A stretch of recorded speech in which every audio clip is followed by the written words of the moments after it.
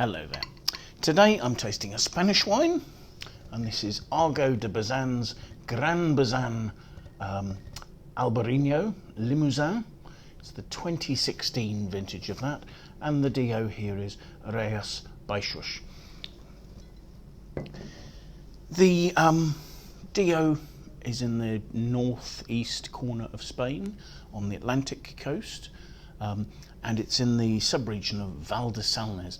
And Val de Salnes, of the sub-regions of Rias Baixas, is probably the most important. It's the coolest, it's the wettest, it's on the coast towards the north of the region, where there are several fjord-like inlets, quite rugged inlets, probably glacial valleys that have filled with the sea.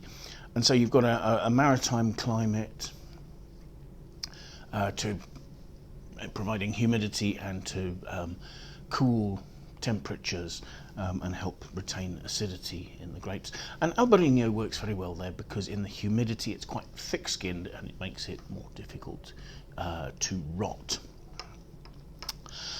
Argo de Bazan was founded in 1981, and this was just at the stage where the DO was sort of starting to export its wines a lot more. It had been very much selling its wines locally until about then.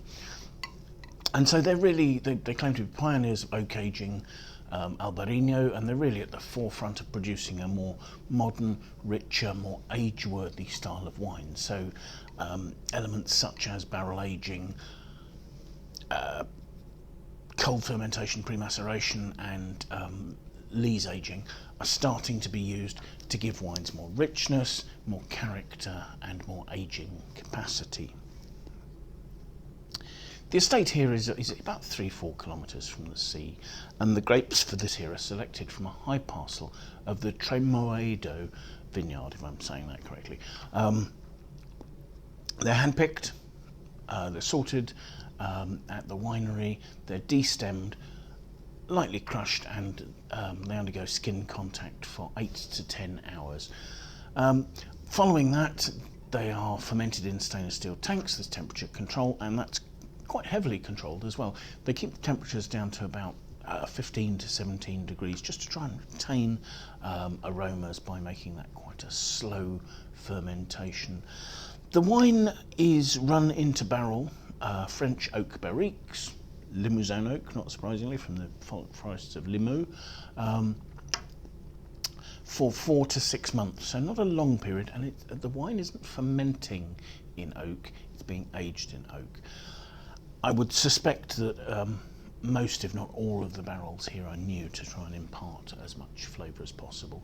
The wine also spends 12 months, including, I assume, the time in barrel, on its fine yeast lees, so again, aging, gaining richness from aging with the decomposing yeast, giving it some grass, some richness, some roundness.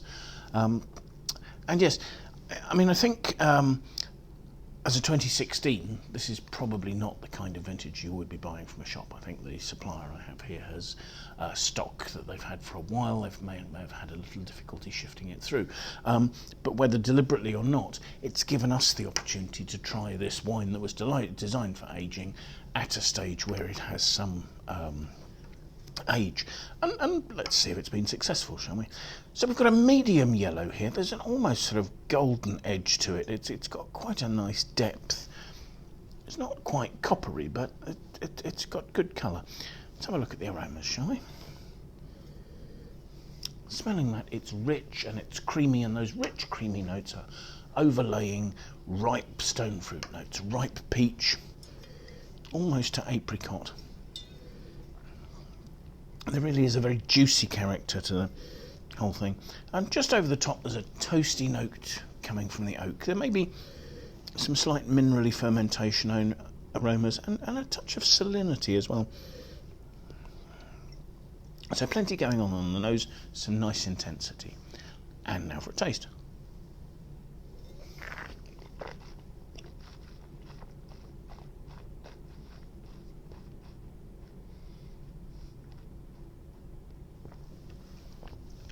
For an Albariño, that's got plenty of body and good fresh acidity as well. You can Feel it cutting through there. But the body of the wine is first, and you've got that ripe, peachy, almost a ripe apricot sort of note of fruit,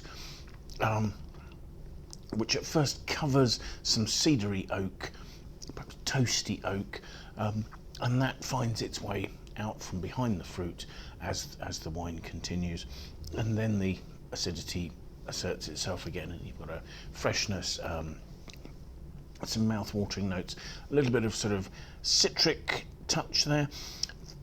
The richness is not quite, but almost sort of heading towards being honeyed. There's quite a nice weight. This is at least medium-bodied, and a roundness to the wine. The alcohol is only 13.5%, so it's not enormous. It's not adding heat to the back palate, but it's not interfering with the fruit flavours either, because those are lovely and rounded, and they stand up to it well.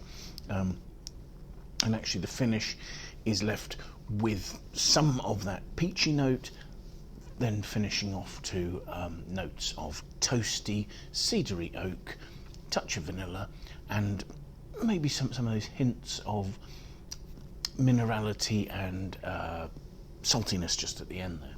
So I think this is a wine that's actually really interesting. Perhaps the oak stands out a little from the fruit. It's fairly well integrated, but it stands out more than if it had been barrel fermented and would have been slightly better integrated. But it's got good acidity, and actually perhaps that's making it harder for the oak to be completely integrated with the fruit. And its freshness, the flavours are lasting well. There's a sort of a limey hint at the end. Again, I was talking about minerality and things like that. Maybe a touch of candied peel in its richness. There's plenty going on, both on the nose and on the palate. It's got good complexity. I probably wouldn't be inclined to age this for particularly much longer, largely because it's tasting really lovely now. I'm actually surprised at how well together the wine still is. I might have suspected it might have been in decline by now, but certainly not. So that is Granbazan Albariño Limousin Rias Baixas, and that's a 2016 vintage of that. So thank you very much for watching. I hope you find this an interesting video. I hope that you'll follow us on YouTube. I hope you'll like and share the video, and I really do hope that at some stage in the near future you'll find the time to come and join us and watch another video again. Goodbye.